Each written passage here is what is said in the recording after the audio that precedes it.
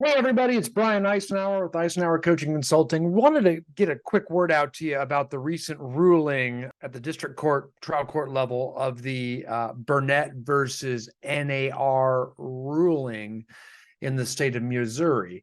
So this is when the plaintiffs brought suit about this cooperative cooperation system that we have here in North America. So they brought suit against the National Association of Realtors and some, Keller Williams Home Services in America. Remax settled out.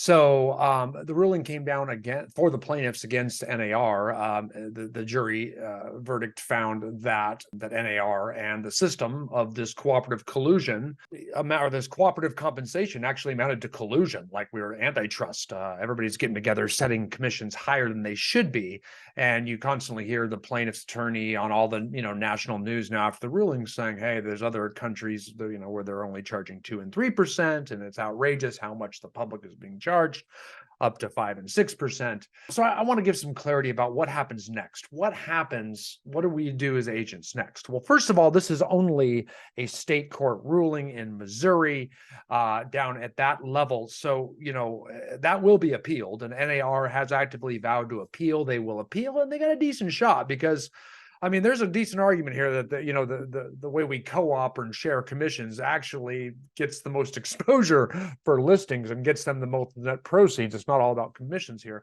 and not to mention commissions are shared and it's done very regularly. We don't, that's the whole system, is they're shared, so that 5 or 6% is really getting split down to 2 and 3% like other countries. So that is where I don't think that's going to change a whole lot here, but we may see some things change. It's possible. I want to talk about what those are, but we got a long way to go. We're going to appeal this one, number one, and then if that gets appealed, it could go to the Supreme Court. This is going to take some time here to sort this one out, and NAR knows how to fight, and they're going to fight, and we got a long way to go, because I really don't buy this attorney's arguments to begin with. It doesn't make sense, and I think that we just had a confused jury, which often happens. So as we move this up to people that are a little bit more adept with antitrust practices, like appellate court justices and Supreme Court justices, I think we're going to see a little bit different result, hopefully. But if not, what you can do to protect yourself at all times is just use buyer agency agreements. NAR has been trying to tell you that too.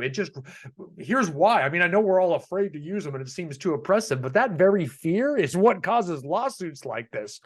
You need to be very clear about how much you get paid and how you get paid, and we need to disclose that agency relationship. So if you have fear, I'm sorry, you got a license. You got to be confident. You got to be okay with explaining, here's what I expect, here's how you're going to pay me now and before, and here's when the agency is. So I think if we all just got better at that and got over ourselves and got over the fear to value our, what we charge and what we do, we probably wouldn't have these problems, right? Because there's so much confusion about commissions. We just got to get better at explaining how it works and laying it out with an agency, because that would solve all our problems if every agent did that.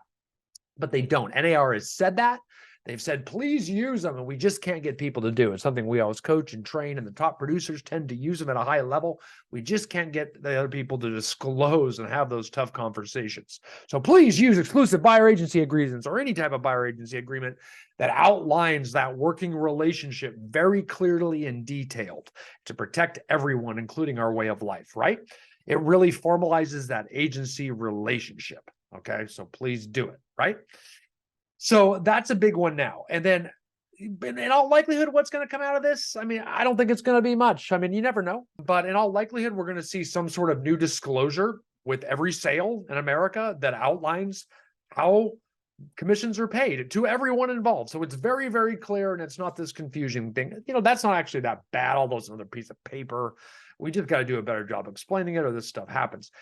That's could happen. Probably. That's kind of been my prediction all the time.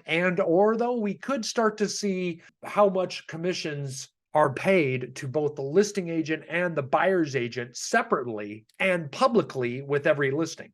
That could be true. There could be some amount of disclosure there, which again isn't the end of the world, but it does break it down. Like right now, we just pay, we just show the listing agent and everybody, and no one knows how much anyone's getting paid. I think bringing all of that to the open, that probably makes us completely compliant with any, collusion rule here. It disclosures, increases transparency. That, you do those two things together with the paper and that, I think it solves a lot of our problems here. Whether we'll have to do both or either of those, I don't know. But that to me is probably the likely result in case there is not a verdict in favor of the defendant's NAR at all.